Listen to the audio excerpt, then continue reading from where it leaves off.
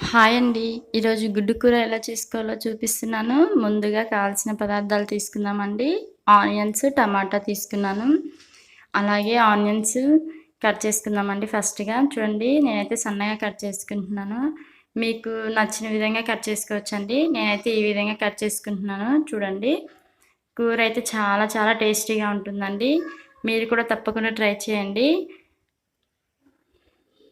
పిల్లలకి ఇలా చేసి పెడితే చాలా ఇష్టంగా తింటారు. చూడండి ఆనియన్స్ మొత్తం ఇలా కట్ చేసుకోవాలి. నేను ఉల్లిపాయలు మొత్తం ఇలా కట్ చేసుకున్నానండి.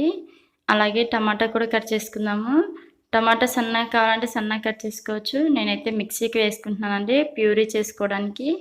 ఇట్లా టమాటా మొత్తం ఇలా కట్ చేసుకొని మిక్సీలో వేసేసుకుంటున్నాను చూడండి. మిక్సీ పట్టేసుకొని టమాటా ప్యూరీలా చేసుకుందాం. చూడండి ఇట్లా ప్యూరీ అయిపోయింది కదా. అలాగే నేను ఎగ్స్ తీసుకున్నాను. ఎగ్స్ ఉడకబెట్టి పెట్టుకున్నానండి ముందుగానే. మీకు ఎన్ని కావాలంటే అన్ని తీసుకోవచ్చండి. ఇప్పుడు ముందుగా స్టవ్ ఆన్ చేసి ఒక ప్యాన్ పెట్టుకుందాం. ప్యాన్ వేడయ్యాక ఆయిల్ వేసుకుందామండి.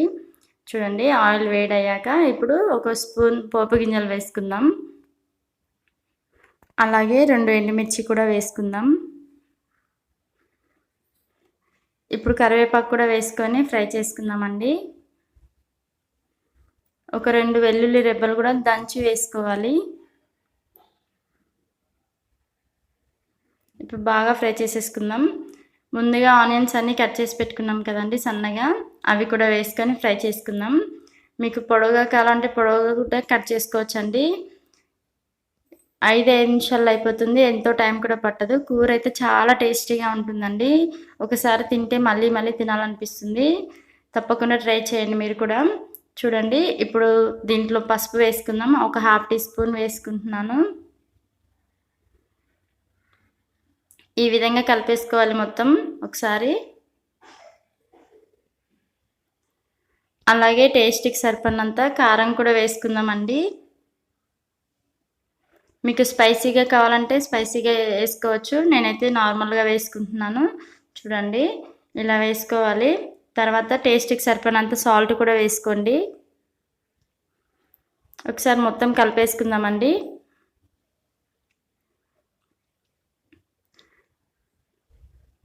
చూడండి ఇప్పుడు కలిపేసుకున్నాం కదా.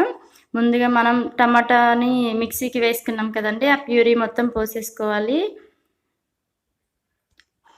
మిక్సీ జార్లో ఇంకొన్ని వాటర్ పోసుకొని ఆ వాటర్ కూడా పోసేయాలండి.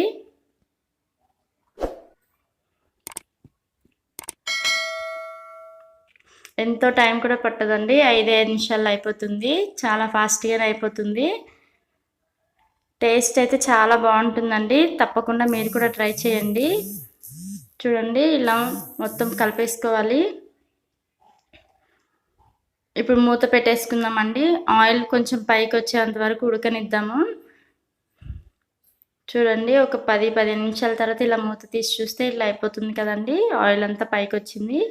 కూర రెడీ అయిపోయింది కదండి. ఇప్పుడు నేను దీంట్లో మసాలా వేసుకుంటున్నానండి.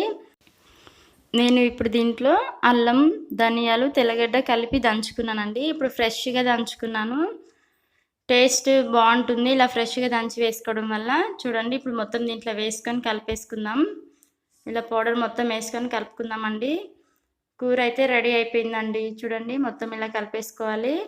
అలాగే ముందుగా ఉడకపెట్టిన గుడ్లు కూడా వేసేసుకుందామండి. నేను ఇట్లా కట్ చేసుకున్నాను చూడండి. ఇలా కట్ చేసుకున్న ఎగ్స్ అన్నీ వేసేసుకోవాలి. చూస్తుంటేనే చాలా చాలా బాగుంది కదండి. కూర కూడా టేస్ట్ చేస్తే చాలా బాగుంటుంది. మీరు కూడా ట్రై చేయండి. చూడండి కూర రెడీ అయిపోయింది కదండి. ఒకసారి ఒక 2 మినిట్స్ ఇలా ఉంచుకుంటే దాంట్లో ఉన్న కారం, ఉప్పు అన్నీ ఎగ్స్ కూడా పడుతుందండి. చూడండి రెడీ అయిపోయింది. ఇప్పుడు స్టవ్ ఆఫ్ చేసుకుందామండి. ఇలా కొత్తిమీర వేసుకొని గార్నిష్ చేసుకుంటే చాలా చాలా బాగుంటుందండి. ఇప్పుడు గుడ్డు కూర రెడీ అయిపోయింది కదండి. వీడియో నచ్చితే లైక్ చేయండి, షేర్ చేయండి. మా ఛానల్‌ని సబ్స్క్రైబ్ చేసుకోండి. Thank you for watching.